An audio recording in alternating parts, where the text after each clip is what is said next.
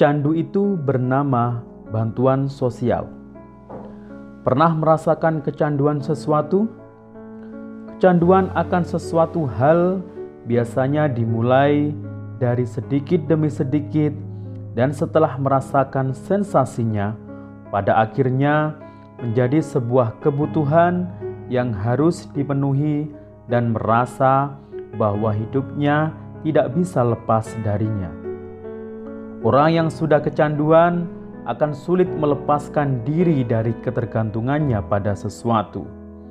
Jika sampai tidak mendapatkan sesuatu yang sudah dicandunya, itu maka timbul rasa sakit baik pada fisik maupun mental. Dalam dunia medis, penyembuhan akibat kecanduan bisa dilakukan dengan pengobatan rutin dan terapi. Selain itu, konseling juga bisa dilakukan sebagai penyembuhan dari sisi psikologis. Contoh sederhana dari sebuah kecanduan adalah kebiasaan merokok.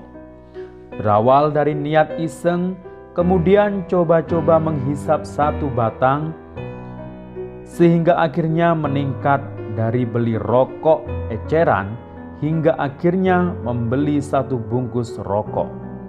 Pada fase kecanduan rokok yang akut, orang akan lebih memilih membeli rokok daripada membeli sebungkus nasi saat uang menipis dan harus memilih antara nasi atau rokok.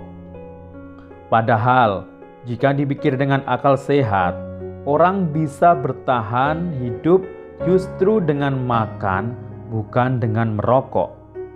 Untuk menyembuhkan seseorang akibat kecanduan rokok, diperlukan usaha yang serius dari terapi maupun membuang racun tubuh, sehingga seorang pecandu rokok bisa teralihkan perhatiannya dari keinginan untuk merokok. Begitu juga dengan adanya fenomena kecanduan bantuan sosial yang akhir-akhir ini dialami oleh sebagian masyarakat.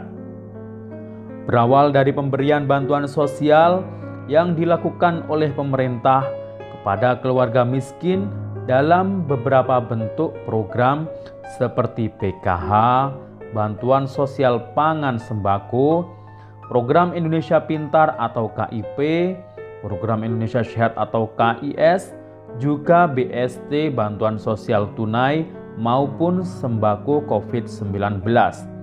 Hampir sebagian masyarakat merasa berhak atas beberapa bantuan sosial tersebut. Mereka beramai-ramai mendaftarkan diri supaya bisa masuk dalam DTKS, meskipun sebenarnya kondisi sosial ekonomi mereka tidak memenuhi syarat dan kriteria sebagai keluarga miskin yang ditetapkan dalam DTKS. Padahal seperti yang kita ketahui, tidak semua bantuan sosial itu ditujukan bagi keluarga miskin yang tercatat dalam DTKS, dan jenis bantuan sosialnya disesuaikan dengan kebutuhan dan kondisi sosial keluarga miskin tersebut. Di sisi lain, sebagian keluarga miskin yang sudah tercatat dalam DTKS justru sepertinya enggan melepaskan bantuan sosial yang selama ini sudah diterimanya, padahal kondisi sosialnya sudah mengalami perubahan menjadi lebih sejahtera. Mereka sepertinya lupa bahwa bantuan sosial yang diterimanya itu tidak bersifat permanen, tidak diwariskan maupun tidak bisa dialihkan kepada orang lain. Mereka memberi kesan seolah tidak boleh dihentikan dengan alasan apapun, meski orang tersebut sudah tidak memenuhi syarat dan kriteria sebagai penerima bantuan sosial. Kecanduan bantuan sosial itu memang nyata ada, cukup kronis dan dialami oleh sebagian besar dari masyarakat.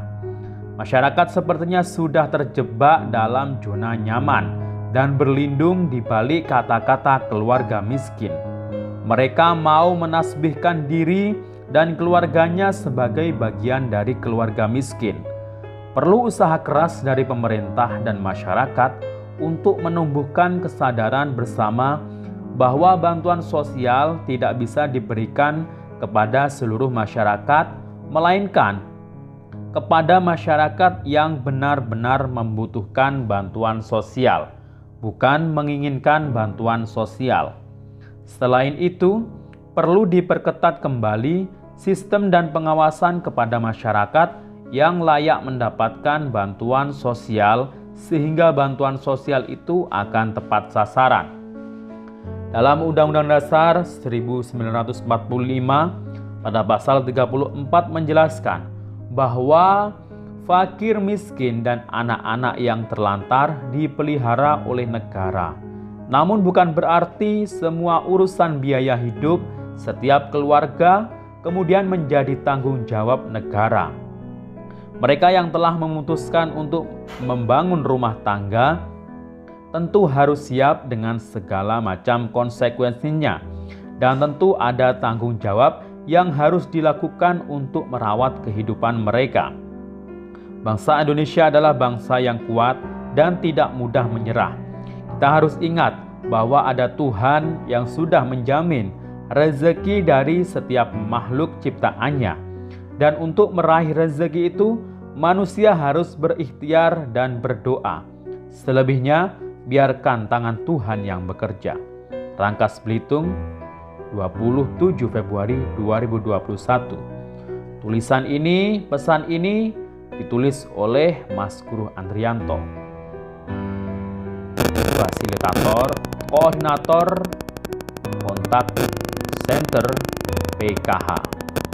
Semoga pesan ini bisa menjadi renungan untuk masyarakat seluruh Indonesia, khususnya para penerima bantuan sosial. Demikian, Assalamualaikum warahmatullahi wabarakatuh.